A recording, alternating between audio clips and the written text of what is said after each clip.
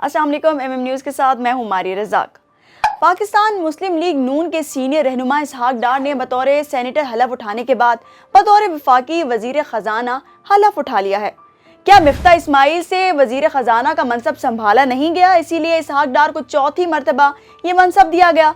یقیناً وجہ یہی رہی ہوگی، اسی لیے اسحاق ڈار کے 5 سال کے بعد وطن واپسی کے بعد سے ڈالر کی قیمت میں کمی دیکھی جا رہی ہے، جو گزشتہ ہفتے انٹر بینک میں 245 روپے کی حد تک چلا گیا تھا۔ انٹر بینک میں $1 کی قیمت 4 روز میں 8 روپے کے لگ بھگ گر چکی ہے، اور اگر اسی طرح قیمت میں کمی آتی رہی تو معیشت کو فائدہ پہنچے گا۔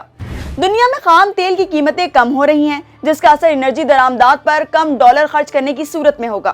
اسی طرح عالمی مالیاتی اداروں سے بھی فنڈنگ آنے کی امید ہے، جس کا اثر بھی ڈالر کی قیمت میں کمی کی صورت میں ہو سکتا ہے۔ یہی نہیں بلکہ بعض ماہر معاشیات کے مطابق اسحاق ڈار کے آنے کے بعد ڈالر 200 روپے سے بھی نیچے جا سکتا ہے۔ آئیے اسحاق ڈار کے اوپر چلنے والے کیسز کے پس منظر کے حوالے سے بات کرتے ہیں۔ ایڈوکیٹ اظہر صدیقی کی جانب سے اسحاق ڈار کے خلاف الیکشن کمیشن میں ریفرنس دائر کی گئی، جس میں اسحاق ڈار کو آئین کے آرٹیکل 63(2) کے تحت نااہل کرنے کی استدعا کی گئی تھی۔ اس درخواست کے مطابق اسحاق ڈار نے 3 مارچ 2018 کو ہونے والے سینٹ الیکشن میں کامیابی تو حاصل کی، لیکن انہوں نے حلف نہیں اٹھایا۔ اسحاق ڈار اکتوبر 2017 سے لندن میں موجود تھے اور انہیں احتساب عدالت نے معلوم ذرائع آمدن سے زائد اثاثے بنانے کے ریفرنس میں فرد جماعت کرتے ہوئے مفرور قرار دے دیا تھا۔ دوسری جانب حدیبیہ پیپر ملز کیس میں بھی اسحاق ڈار کا نام بار بار سنا گیا۔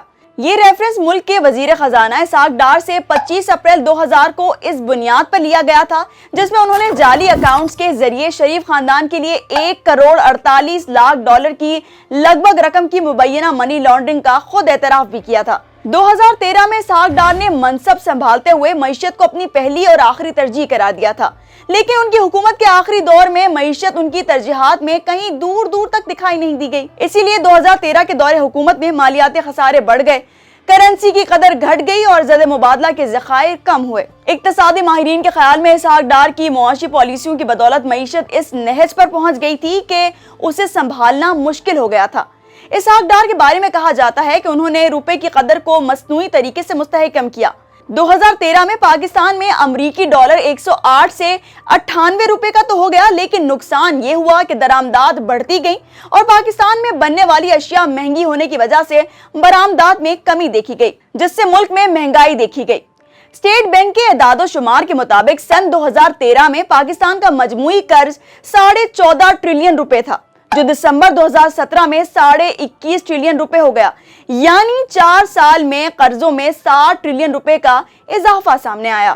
مہنگائی کی سطح 27% تک پہنچ چکی ہے۔ موجودہ حکومت سخت معاشی فیصلے دینے کے بعد تنقید کی زد میں ہے۔